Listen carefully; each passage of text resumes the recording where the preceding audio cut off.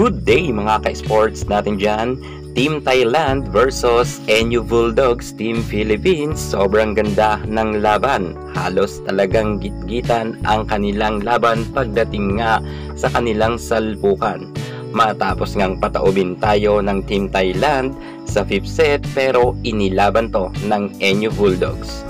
Nagkaroon nga ang Team Thailand ng 25-13 ang nakuha ng Team Philippines sa set 1. At sa set 2 ay 25-21 ang Philippines ay talo na naman.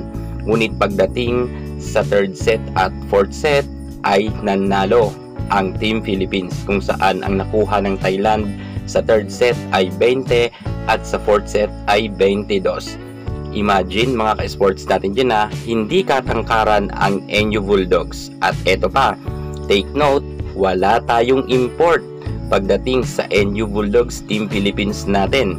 Pero ang Team Thailand, kitang-kita natin na meron silang dalawang import. Ngunit inilaban ito ng NU Bulldogs. Grabe talaga, kahit may import ang Team Thailand ay pumalag ang NU Bulldogs. Ibang-iba talaga ang NU sa pangunguna yan ng ating butihing head coach na si Sherwin Meneses.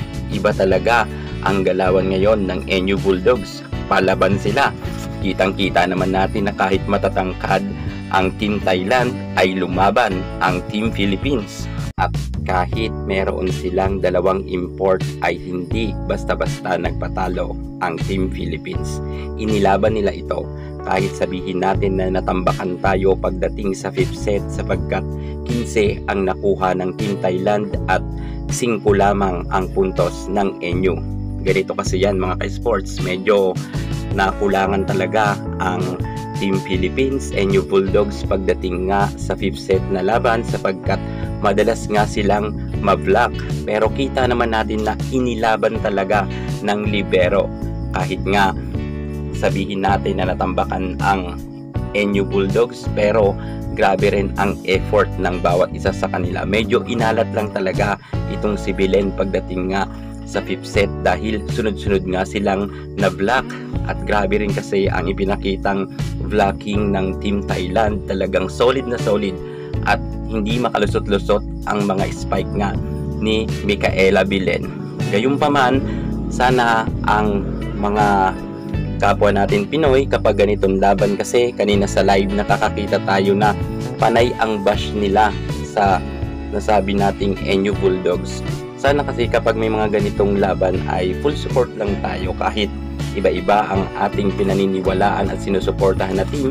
Kapag may laban sana ang Alas Pilipinas man o ang NU Bulldogs Team Philippines, sana full support tayo dahil mga Pinay ang mga manlalaro dito, kababayan natin.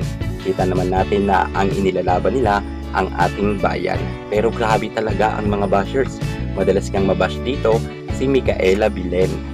Sayang mga ka-sports, papasok na sana tayo sa semifinals at sana ay magkakaroon na tayo ng podium finish. Pero eto nga ang nangyari, naligwak nga tayo ng Team Thailand.